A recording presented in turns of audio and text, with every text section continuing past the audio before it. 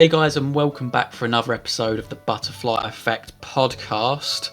Now, obviously, me and Liam put out a poll a few weeks ago asking you which supermassive game you would like us to cover next in our brand new analysis series. It was a tight contest, surprisingly enough. I'm really glad that Hidden Agenda got some love, but nonetheless, the victor was Man of Medan, so that's what we're going to be covering today in this episode, or at least part one of it. So, mate, should we just jump straight into the prologue, yeah? Or did you have any thoughts before we start? Nah, not at all. I'm happy to get stuck in with the prologue, mate. Sweet. Of course, the game starts and we see the camera panning down onto like a World War II setting. We see our very first DPA character, mate, of course, was good old Simon Bond as Sergeant Ferris, I think the name is. And honestly, like, it just sets the tone really well. I like the score. It's very moody. I know I've said in the prologue video before, like, just sort of like the moody blues and greens. Really good setup for horror. But it's really here that we meet our two prologue characters, isn't it? Joe and Charlie.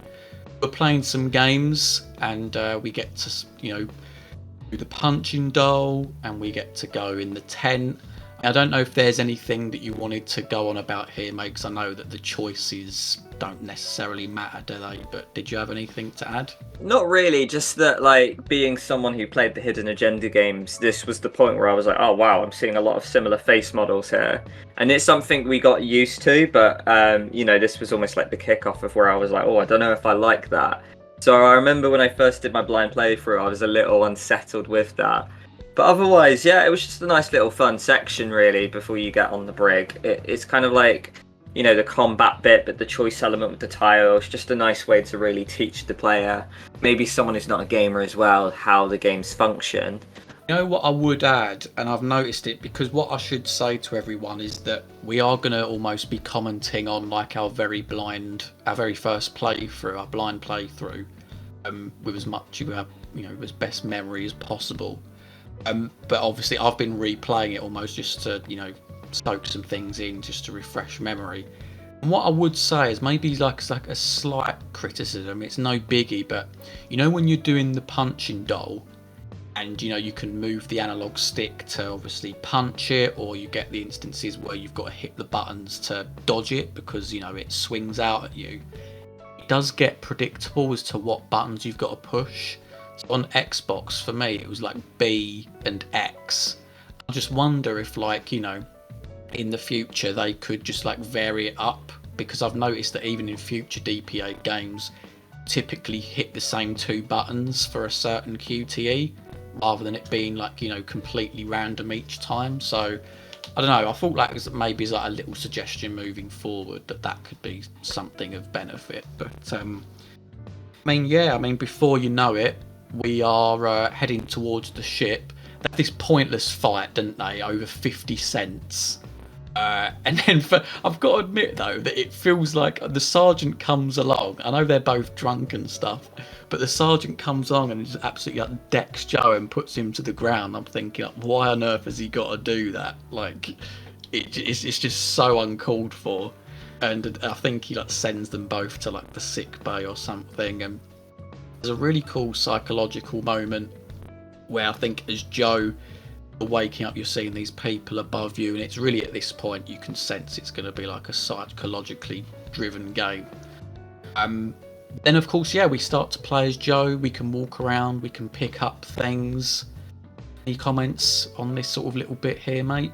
It's interesting because this prologue, when we did our prologue rankings, I said this was the worst one, mainly because I feel like it had to serve as a tutorial, and I found the two main characters really unlikable because it's just two people drunk arguing over a bit of change. I don't know, but I've since kind of come around on it, especially having seen how different.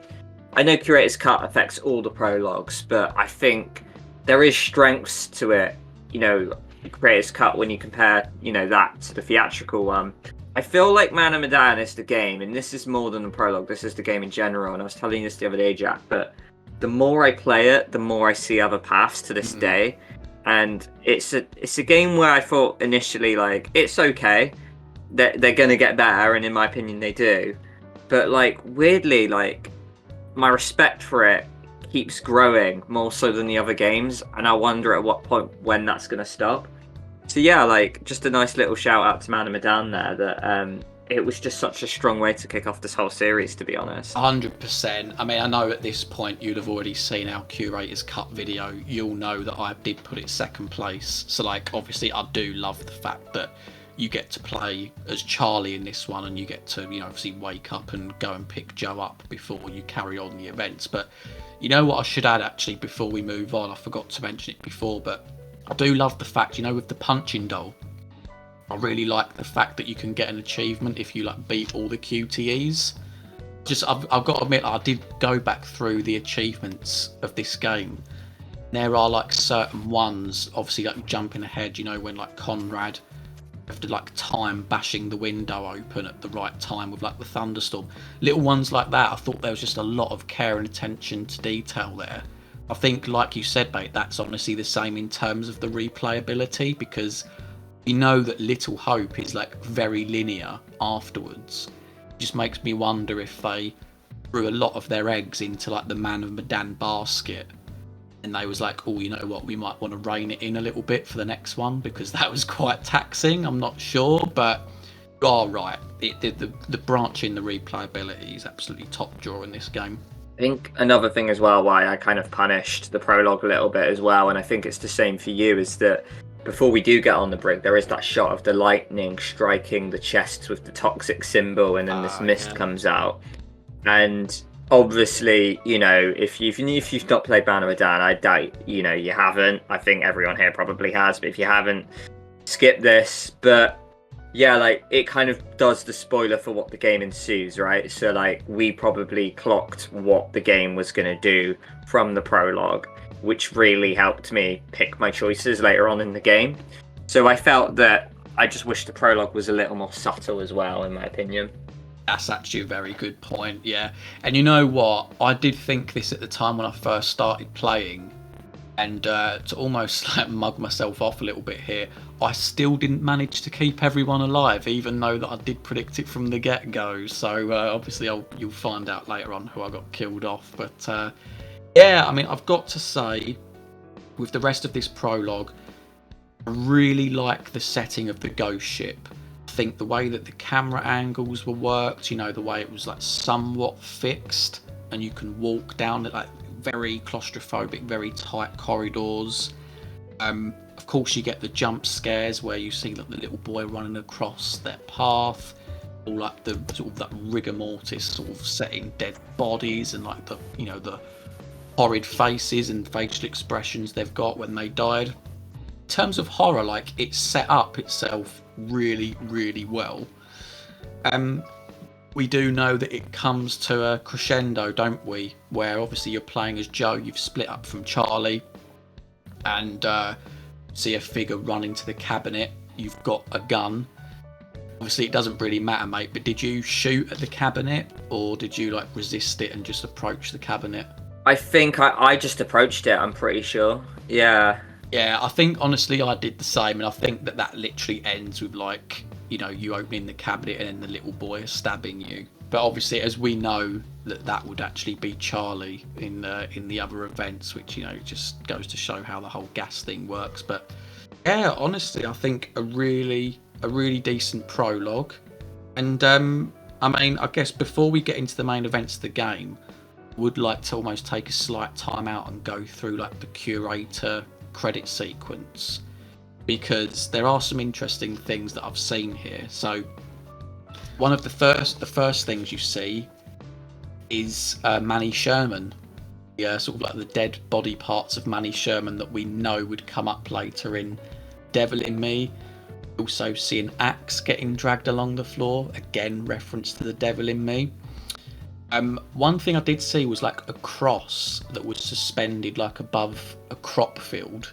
Now, I don't know if that could be a potential nod to Intercession. I don't know if like this game looked that far ahead, or whether it's just a generic thing. So we saw a baby doll with like missing eyes. I don't know if that's like a reference to Little Hope, or it could be something else entirely. There was like a woman with hair draped in front of her, very much like out of, have you ever seen like the Ring films, mate? Yeah. Yeah, like when she comes out the telly and the hair's draped. Yeah, sort of like that. There's the crows in front of the moon, which again could be a nod to Directive 8020. Then there's nooses, which again, it could be a nod to Little Hope. That's all I could see or what I could remember, because I wasn't going to, keep replaying or rewinding that bit.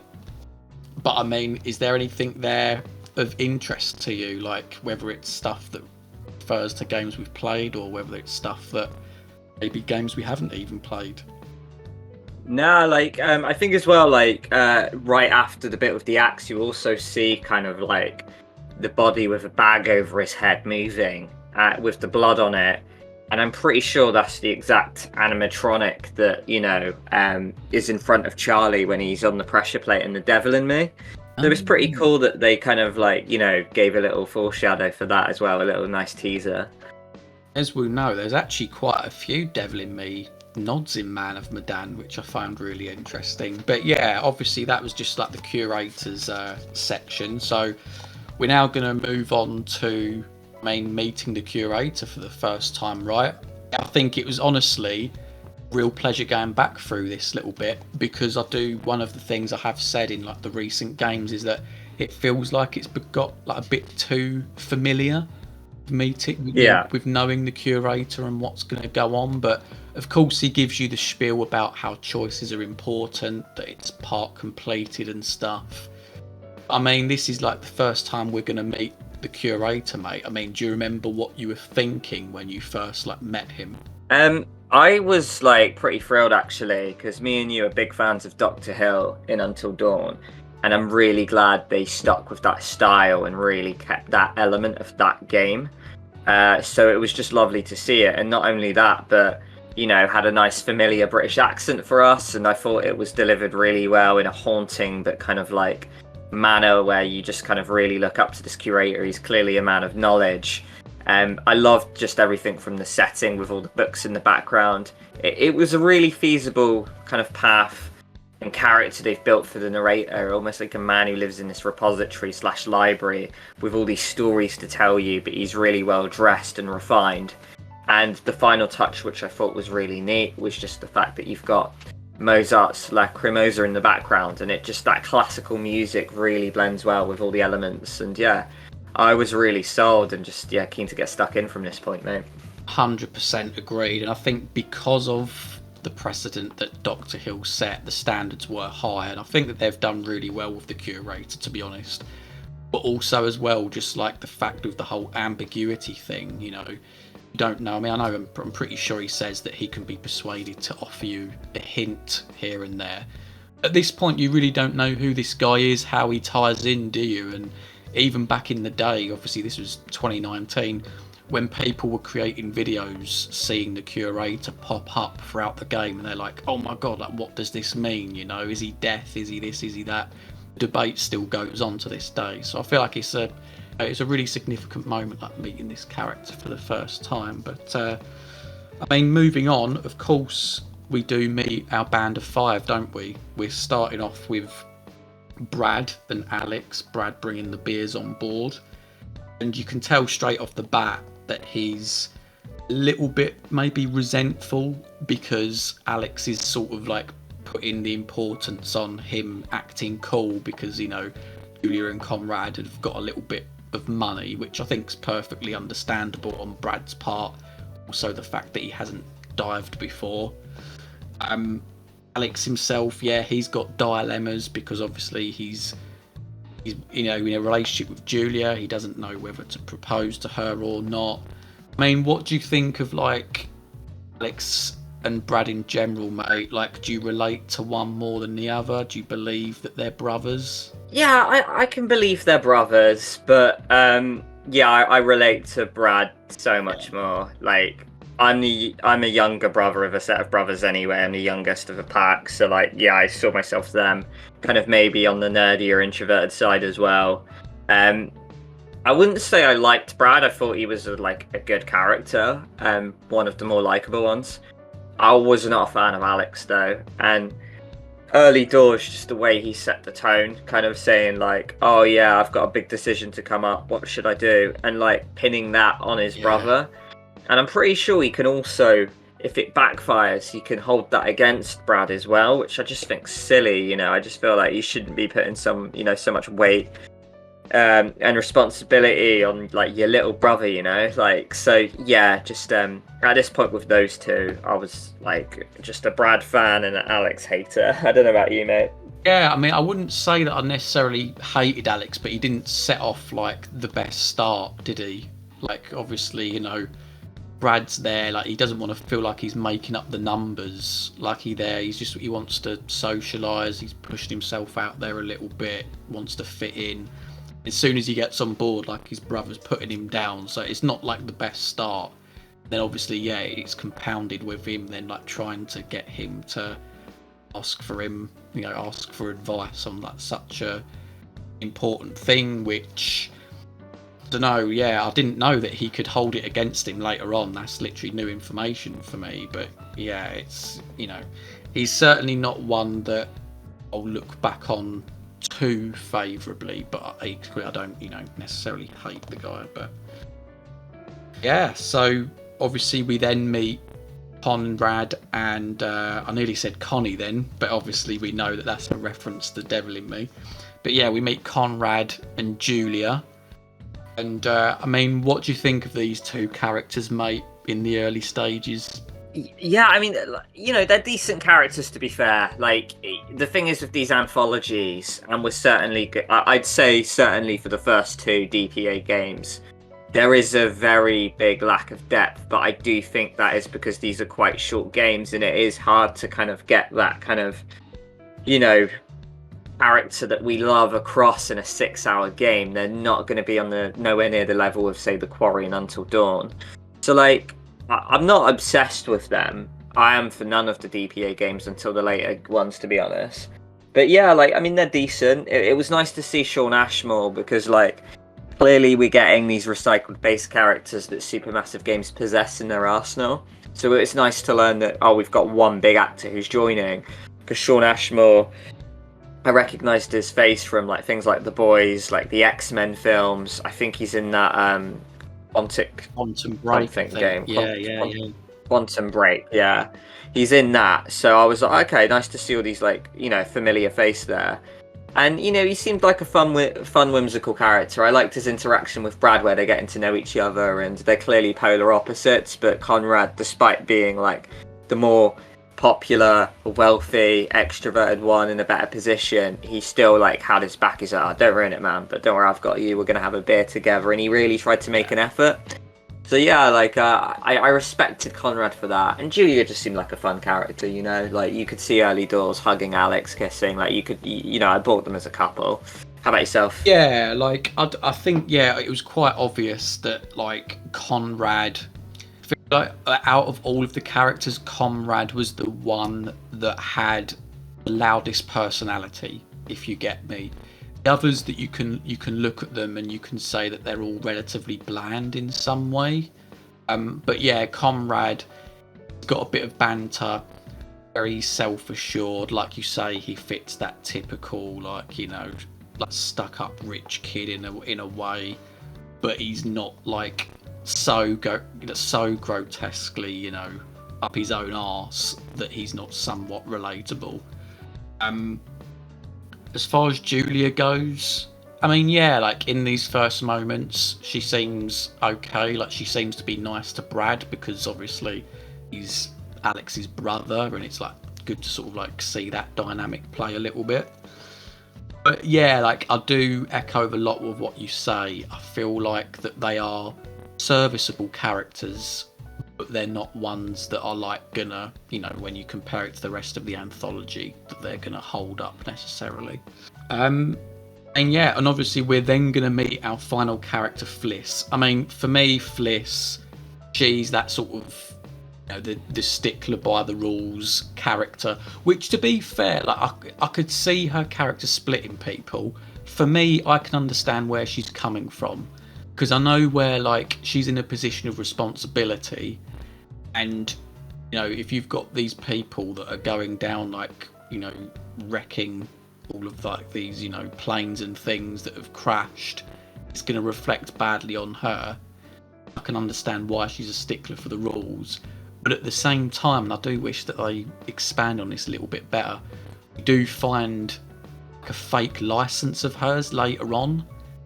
Do you think or remember if that gets expanded upon, mate? Because I think that it's just like, oh, she's not actually licensed to do this, and that's it. Alex can accuse her later on with the pirates and stuff and voice that, but it doesn't go beyond that. Like, the moment you're all on the bigger ship, the Medan, it kind of fizzles out, and Alex just can apologize to Fliss. But it just kind of, it's not too much of a massive, story thread, to be honest. It's just, I think it's a red herring. It tries to make you think that Fliss might be, potentially a bad person, or maybe aligned with these pirates that we meet later on. Yeah, I think so. I know another interesting thing, again, jumping forward a little bit.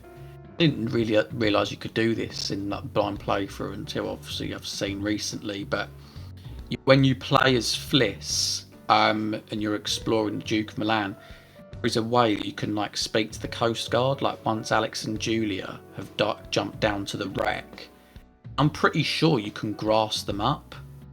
I actually chose not to, but if anyone listening knows that if you choose the dialogue when you're speaking to the Coast Guard, do let me know like what happens, because I'd be curious to know. But rewinding back again, obviously you play as Alex and you again get to explore the Duke of Milan. You find the license and you can check in on Brad.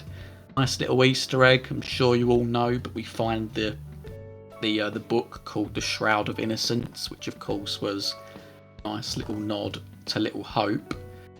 I mean, we might as well fast forward to the dive, mightn't we, mate, when Alex and Julia go down underwater.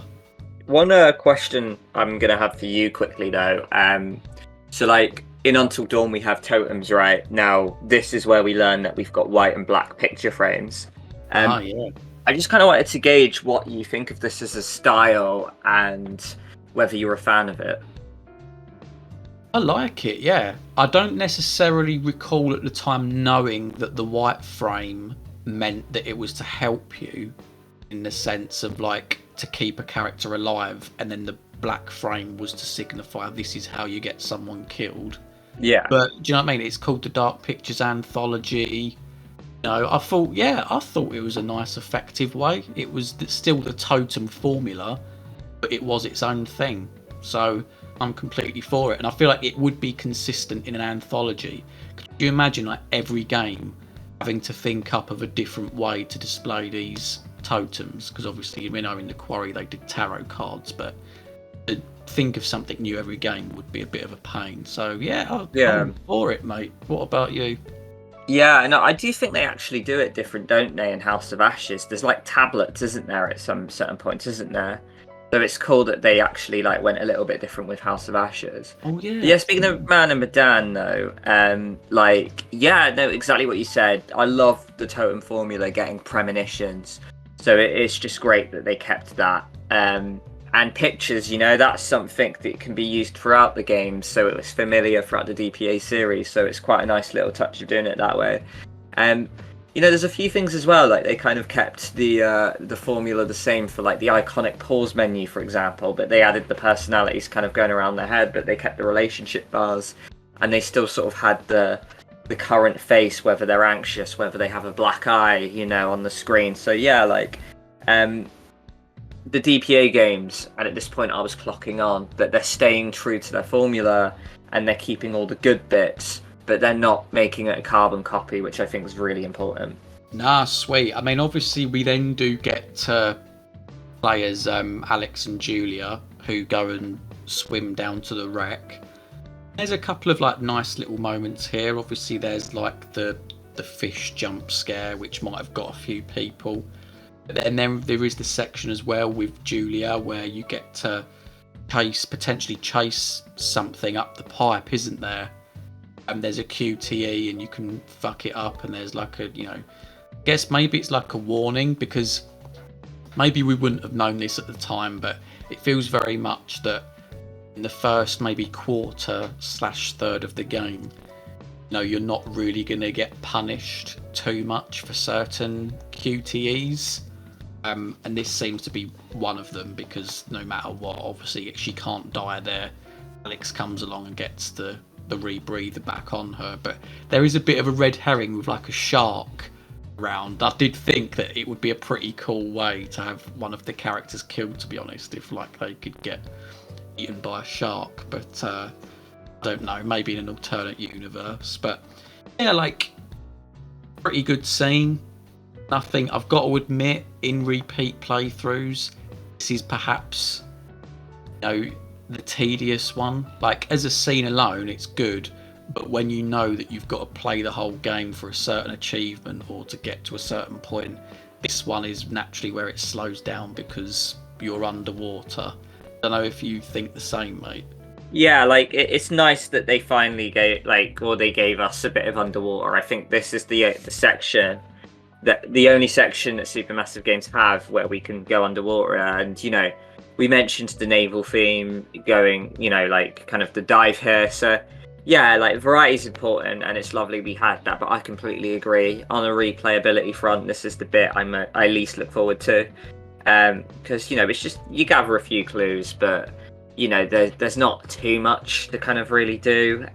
So yeah, no, I completely agree, mate. It all just kind of really shapes up to this proposal at the end, right? Yeah, exactly. Do you remember what you did here?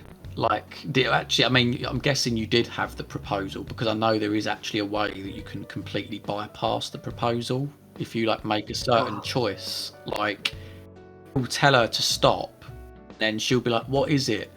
And then he goes, "Oh no, don't worry about it." And she's like, "Seriously, what is it?" And then he's like, "No, don't worry about it, I'll leave it." So we obviously both got the proposal in our blind playthroughs. I mean, did you accept it or not? Yeah, I did, because I think my school of thought was we're about to go into some kind of horror scenario, and I want everyone to be on the same page. And to be honest, at this point, they seemed like a happy couple. I had no reason to say no to it. I didn't really know Alex. I didn't really know Julia. I was like, yeah, I guess so. Let's have everyone on the same page. One thing I will say though is that I have done a movie night mode with a bunch of friends in my town, and one person was Alex, one person was Julia.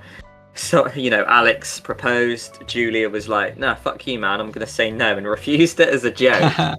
And tell you what, mate, I think it makes the game much better if you refuse the proposal. Like, some of the dialogues that happen throughout the ship, Julia and Alex will have quite a tense relationship, where Alex will kind of give Julia grief, like, "Oh, you're not ready in this, you're ready to do that, but you're not ready for me though." And he becomes quite like erratic, a bit childish, a bit snipey, really intense. I think Alex is that kind of person anyway, and I think it really adds to it. And I think Alex sits on the fence of being someone I'm not sure whether I'm supposed to like or hate. He's kind of roughly sits in the middle, and I just don't find him that interesting. But making him go full kind of like childish, like, really kind of gave him a persona. So I actually think the game, in a weird sense, becomes a bit more interesting if you reject the proposal. Yeah, I mean, obviously we're only covering part one at the moment. Funnily enough, in this repeat playthrough that I've done just now, like I said, I didn't even get the proposal, but I know that in my blind playthrough that I did. But it's going to be curious to know, like, what happens, if you do refuse the proposal, there's no proposal at all. Like, I would like to see that, because some of the things you were saying, it's ringing a distant bell, but I can't quite remember like the exact moments. But I mean, yeah. By the way, is that because as Brad, did you say go with your gut, or the other one? Because I wonder if that might stop it as well. I'm trying to think, what was it, go with your gut, or what was the other choice? Oh, something like analyze the options or play it safe. I can't remember, but yeah, like I always went go with your gut. I think I might have picked that one, I think, like, consider all the permutations are what I remember Brad saying that.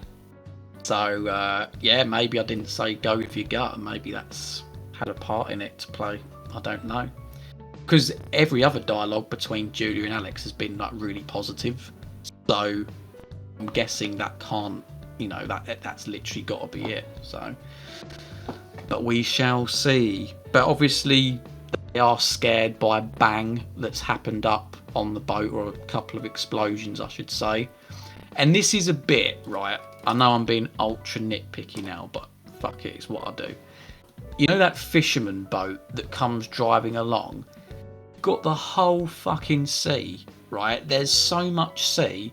Why does the boat choose to drive right past the Duke of Milan where they're sat? I know, obviously, you got to progress the story. I know, I hear it. But, like, it just annoys me. Like, he could have circled round so far away. It completely fucks the line up. Obviously, we then see Conrad dishing out the money, like, winding him up and stuff. But you get what I mean? Like, it is a bit of a nitpick, I'll admit. But yeah, I wonder if it was deliberate to kind of gauge their reaction, get to know them. Maybe people come aboard so they can count numbers. It might be like a criminal move. Yeah. That's my only thought, but yeah, no, I do know what you mean. Out of the whole fucking ocean, there's no way it could have like been an accident, right? Yeah. Unless they're that dumb. Like, the fact that they're willing to, like, potentially, screw over their own boat to, like, see how many people are on board and all this sort of thing. Like, yeah. It's either flawed logic or just an absolute, a little bit of a weird choice. But I don't know.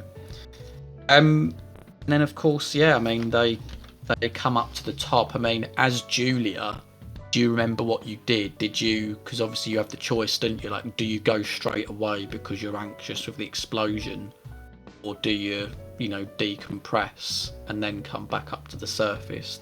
Yeah, I think like Alex is trying to talk to you, isn't he? So like, you want to listen.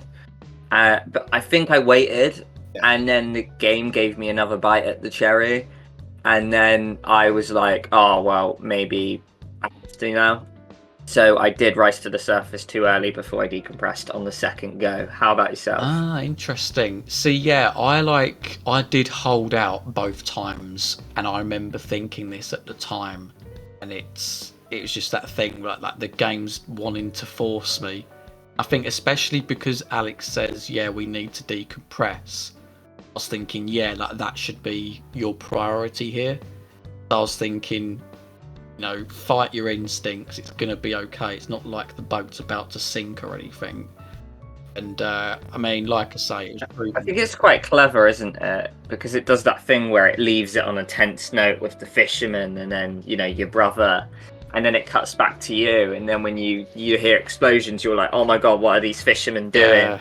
But I remember when I got to the top and I saw Conrad with the money, I was like, oh, I shouldn't have gone up. I haven't decompressed. And I lived in a state of anxiety for Julia for like, the rest of the game, basically. Yeah. And I mean, that is literally, that's part one, isn't it? I mean, we do cut to the Curator. There's not really much to add here. I mean, in terms of my playthrough, he said, yeah, that, you're doing well. You've made good decisions here. I'm guessing for you, maybe it could have been a little bit different then because of your choice with Julia. I mean, he might have said something like, oh, there's a couple of decisions that, might not have gone your way. I don't know. It's asking a lot, mate. Do you remember what he said? Not at all, mate. I'm afraid. Yeah, sorry, but I mean, I think I had the general thing of like him describing all the characters, and I think he commented on the proposal and stuff. But yeah, like, what was it like? I think he said, "Do I detect a spark between her, like Fliss and Conrad?" And oh, right, yeah. I guess like there was that moment where he was like, "Oh, do I detect a spark between Conrad and Fliss?" And I was just sat there like, no. One's like stuck up rich, one's quite serious, and I mean maybe that could be a good match, but I was like, no, I really don't, mate.